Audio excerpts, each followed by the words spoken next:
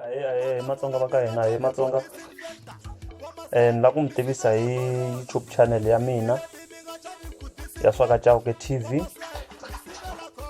Aka YouTube channel leyi ni ta va ni kha ni vulavula ngopfu hi music wa Xitsonga, ni kha ni mi update ngopfu hi music wa Xitsonga, ku nga va ku ri ti-music video ta Xitsonga kumbexana ti-trends hinkwato leti nga kona aka side ra ti-artist ta hina. Ta va kha hi kombisana hi ti-artist ta ku hlaya swinene because ku na swo tala ngopfu leswi hina Matsonga hi lekaka swona miehleketweni na minkarhini yo tala.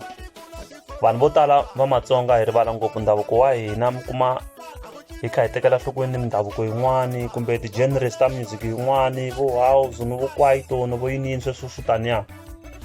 Kambe u nga ri ku music yo fana leyi a yi kahle, kambe a na ta kombisa ngopfu ku ri the main reason ya ku va na endla YouTube channel leyi a na ta ku hina Matsonga hi tekela ngopfu nhlokweni music wa hina.